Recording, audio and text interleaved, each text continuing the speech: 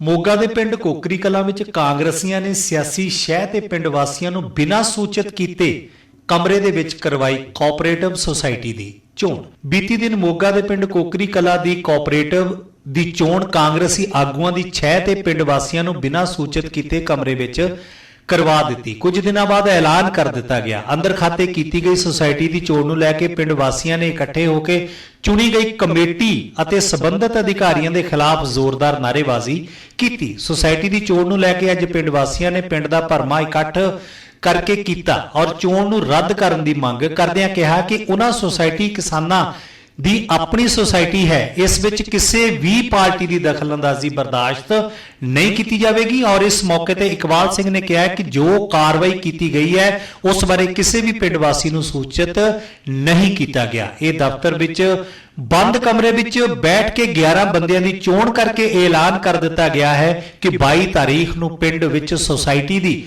ਚੋਣ ਕੀਤੀ ਗਈ ਹੈ, ਪਰ ਸਾਡੇ ਪਿੰਡ ਵਿੱਚ ਕੋਈ ਵੀ ਚੋਣ ਨਹੀਂ ਹੋਈ, ਜੋ ਸ਼ਰੇਆਮ ਲੋਕਤੰਤਰ ਦਾ ਘਾਣ ਹੈ। ਅੱਜ ਪਿੰਡ ਦੇ ਸੈਂਕੜੇ ਕਿਸਾਨਾਂ ਨੇ ਇਕੱਠੇ ਹੋ ਕੇ ਸਬੰਧਤ ਅਧਿਕਾਰੀਆਂ ਦੇ ਖਿਲਾਫ ਨਾਅਰੇਬਾਜ਼ੀ ਕੀਤੀ ਹੈ ਤੇ ਚੋਣਾਂ ਨੂੰ ਰੱਦ ਕਰਾਉਣ ਦੀ ਮੰਗ ਕੀਤੀ ਹੈ। ਕੀ ਗੱਲਬਾਤ ਹੋਈ ਹੈ, ਆਓ ਸੁਣਦੇ ਹਾਂ। ਜਿਹੜਾ ਪਿਛਲੇ ਦਿਨਾਂ ਦੇ ਵਿੱਚ ਉੱਥੇ ਅਫਸਰਾਂ ਨਾਲ ਰਲ ਕੇ ਨਜਾਇਜ਼ ਤੌਰ ਤੇ ਚੋਣ ਕਰਾ ਦਿੱਤੀ ਗਈ, ਜਿਹੜਾ ਪਿੰਡ ਨੂੰ ਪਤਾ ਹੀ ਨਹੀਂ ਸੀ, ਉਹਦੇ ਸੰਬੰਧੀ ਅਨਾਉਂਸਮੈਂਟਾਂ ਕਰਾਈਆਂ ਸੀਗੀਆਂ ਵੀ ਆਪਾਂ ਇਕੱਠ ਕਰਕੇ ਰਾਇ ਕਰਨੀ ਆ, ਤੇ ਉਹਦੇ ਸੰਬੰਧੀ ਸਾਰਾ ਪਿੰਡ ਦੇ ਮੈਂਬਰਾਂ ਦਾ ਇਕੱਠ ਆ, ਜਿਹੜੇ ਸੁਸਾਇਟੀ ਮੈਂਬਰ ਆ, ਤੇ ਉਹਦੇ ਵਿੱਚ ਇਹ ਮੰਗ ਕੀਤੀ ਗਈ ਆ ਵੀ ਪਿਛਲੀ ਕਮੇਟੀ ਜਿਹੜੀ ਨਜਾਇਜ਼ ਬਣੀ ਉਹ ਰੱਦ ਕੀਤੀ ਜਾਵੇ ਤੇ ਸਾਡੇ ਪਿੰਡ ਦੀ ਚੋਣ ਕਰਾਈ ਜਾਵੇ। ਚੋਣ ਸੁਸਾਇਟੀ ਦੇ ਵਿੱਚ ਹੋਈ ਨਹੀਂ। ਇੱਥੇ ਮੈਂਬਰ ਖੜੇ ਆ, ਤੁਸੀਂ ਉਹਨਾਂ ਦੀ ਬਾਈਟ ਵੀ ਵੇਖੀ ਜਾਂਦੇ ਆ, ਉਹ ਜਿੱਦਦੇ ਆ, ਉਹਨਾਂ ਨੂੰ ਪੁੱਛ ਲਓ ਜੇ ਸੁਸਾਇਟੀ 'ਚ ਚੋਣ ਹੋਈ ਆ ਤਾਂ। ਇੰਨੇ ਪਿੰਡ 'ਚ ਮੂਹਰੇ ਖੜ ਕੇ ਲੋਕ ਬੈਠੇ ਆ, ਇਹਨਾਂ ਦੇ ਵਿੱਚ ਖੜ ਕੇ ਉਹ ਕਹਿ ਦੇਣ ਵੀ ਹਾਂ ਇੱਥੇ ਆ ਕੇ ਚੋਣ ਹੋਈ, ਅਸੀਂ ਅਨਾਉਂਸਮੈਂਟਾਂ ਕਰਾਈਆਂ ਸੀ। ਅਸੀਂ ਮੰਗ ਕਰਦੇ ਹਾਂ ਵੀ ਅਨਾਉਂਸਮੈਂਟਾਂ ਕਰਾ ਕੇ ਲੋਕਾਂ ਨੂੰ ਸੱਦ ਕੇ ਪਿੰਡ ਦੀ ਇੱਥੇ ਸੁਸਾਇਟੀ ਦੇ ਵਿੱਚ ਚੋਣ ਕੀਤੀ ਜਾਵੇ, ਨਾ ਕਿ ਕਿਸੇ ਦਫ਼ਤਰ 'ਚ ਬਹਿ ਕੇ ਕੀਤੀ ਜਾਵੇ। ਇਹ ਕੋਈ ਅਸੀਂ ਬਿਲਕੁਲ ਇਹ ਹੈਗਾ ਵੀ ਉਹ ਕਰ ਲਓ, ਸਾਨੂੰ ਕੋਈ ਜ਼ਿੱਦ ਨਹੀਂ, ਕਿਸੇ ਨਾਲ ਕੋਈ ਨਹੀਂ ਗੀ, ਹੋ ਸਕਦਾ ਇਹੀ ਬਣਨ, ਕੋਈ ਮਤਲਬ ਨਹੀਂ ਸਾਡਾ। ਸਾਡਾ ਮਤਲਬ ਵੀ ਢੰਗ ਇਹ ਗਲਤ ਆ ਤੇ ਚੋਣ ਆ ਜਿਹੜੀ ਉਹ ਸੁਸਾਇਟੀ ਦੇ ਵਿੱਚ ਆ ਕੇ ਰੂਲਾਂ ਅਨੁਸਾਰ ਹੀ ਕੀਤੀ ਜਾਵੇ। ਇਹ ਚੋਣ ਹਾਂ ਬਿਲਕੁਲ ਸਿਆਸੀ ਦਵਾ ਸਿਆਸੀ ਬੰਦਿਆਂ ਨੇ ਕਰਾਈ ਆ। ਸ਼ਰੇਆਮ ਤਾਂ ਤੁਹਾਡੇ ਸਾਹਮਣੇ ਕਹੀ ਜਾਂਦੇ ਅਸੀਂ ਧੱਕੇ ਨਾਲ ਬਣ ਕੇ ਆਏ ਆ, ਸ਼ਰੇਆਮ ਤਾਂ ਕਹੀ ਜਾਂਦੇ ਆ। ਉਹਨਾਂ ਦੀ ਬਾਈਟ ਲੈ ਲਓ ਨਾ, ਪੁੱਛ ਲਓ ਵੀ ਧੱਕੇ ਨਾਲ ਕਿਉਂ ਬਣ ਕੇ ਆਏ ਆ, ਕੀ ਲੋੜ ਸੀ ਕਿ ਧੱਕੇ ਨਾਲ ਬਣਨ ਦੀ। ਸੁਸਾਇਟੀ ਤਾਂ ਸਾਡੀ ਆ, ਜੇ ਉਹਨਾਂ ਨੂੰ ਸੀ ਕਿਹਾ ਤਾਂ ਲੋਕ ਚੁਣ ਦੇਣਗੇ। ਜੇ ਪਿਛਲੀ ਕਮੇਟੀ ਨੇ ਘਪਲੇ ਕੀਤੇ, ਜਿਹੜੀ ਕਮੇਟੀ ਨਵੀਂ ਚੁਣਾਂਗੇ ਉਹ ਲੋਕ ਚੁਣ ਨਹੀਂ ਉਹੋ ਜੀ।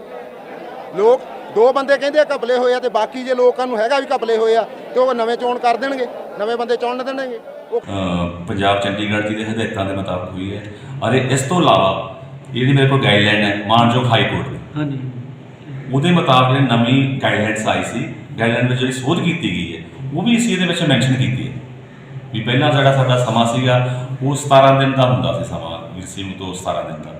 ਹੁਣ ਮਾਨਯੋਗ ਹਾਈ ਕੋਰਟ ਨੇ ਉਹਨੂੰ 1 ਮਹੀਨੇ ਦਾ ਕਰਤਾ ਸੀ। ਬਕਾਇਦਾ ਮੈਂ ਜਿਹੜਾ ਆਪਣਾ ਇਲੈਕਸ਼ਨ ਪ੍ਰੋਗਰਾਮ ਦਿੱਤਾ ਹੈ ਉਹਦੇ ਵਿੱਚ ਬਕਾਇਦਾ ਇਹ ਚੀਜ਼ ਲਿਖੀ ਗਈ ਹੈ ਕਿ 1 ਮਹੀਨਾ ਪਹਿਲਾਂ ਉਹਦੇ ਨੋਟਿਸ ਲਾਉਣੇ ਹੈ, ਔਰ ਬਕਾਇਦਾ ਸਾਰੀਆਂ ਚੀਜ਼ਾਂ ਮੈਂ ਹਦਾਇਤਾਂ ਦੇ ਵਿੱਚ ਜਾਰੀ ਕੀਤੀਆਂ ਗਈਆਂ। ਸਾਰਾ ਸਮਾਂ ਵੇਰਵਾ ਦਿੱਤਾ ਗਿਆ ਹੈ 1 ਮਹੀਨਾ। ਹਾਂਜੀ, ਉਹਨਾਂ ਨੇ ਸਰ ਨਹੀਂ, ਪਹਿਲਾਂ ਚੋਣ ਜਿਹੜੀ ਕੋਰਮ ਦੇ ਆਧਾਰ 'ਤੇ ਰੱਦ ਹੋਈ ਸੀ, ਹਾਂਜੀ, ਉਹ ਕੋਰਮ ਦੇ ਆਧਾਰ 'ਤੇ ਰੱਦ ਹੋ ਜਾਂਦੀ ਜਦੋਂ ਅਗਲੀ ਚੋਣ ਹੁੰਦੀ ਹੈ। ਜਿੰਨੀ ਹਾਜ਼ਰੀ ਉਹਨਾਂ ਨੇ ਮੈਨੂੰ ਮੈਂ ਬੁਲਾਇਆ ਸੀਗਾ ਇਸ ਤੋਂ ਪਹਿਲਾਂ ਵੀ ਸੈਕਟਰੀ ਨੂੰ, ਵੀ ਉਹਦੀ 108 ਦੇ ਕਰੀਬ ਹਾਜ਼ਰੀ ਲੱਗੀ ਹੈ।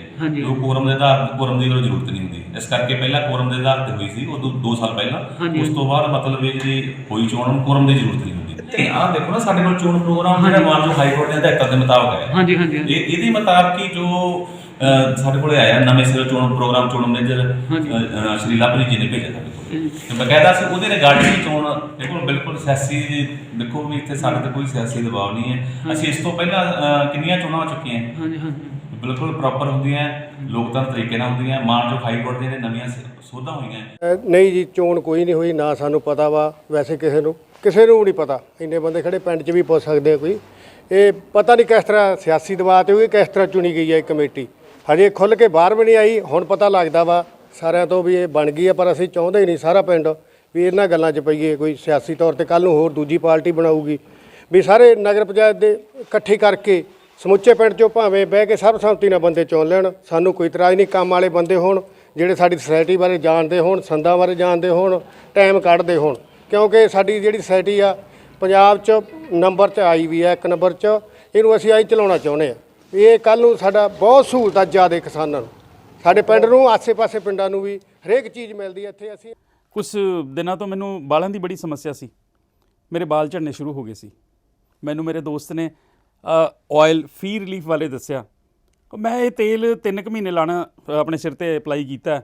ਇਹ ਬਿਲਕੁਲ ਆਯੁਰਵੈਦਿਕ ਤੇਲ ਹੈ, ਇਹਦਾ ਕੋਈ ਸਾਈਡ ਇਫੈਕਟ ਨਹੀਂ ਹੈ ਤੇ ਮੇਰੇ ਵਾਲ ਜਿਹੜੇ ਗੰਜਪਣ ਪੈਣਾ ਸ਼ੁਰੂ ਹੋ ਗਿਆ ਸੀ ਉਹ ਦੁਬਾਰਾ ਆਉਣ ਲੱਗ ਗਏ ਤੇ ਮੈਨੂੰ ਤਾਂ ਬੜਾ ਫਾਇਦਾ ਦਿੱਤਾ ਇਸ ਨੇ। ਜੇ ਤੁਹਾਨੂੰ ਵੀ ਕਿਸੇ ਇਸ ਤਰ੍ਹਾਂ ਦੀ ਪ੍ਰੋਬਲਮ ਦਾ ਤੁਸੀਂ ਸਾਹਮਣਾ ਕਰ ਰਹੇ ਹੋ ਤਾਂ ਇਹ ਤੇਲ ਲਾਣਾ ਨਾ ਭੁੱਲੋ।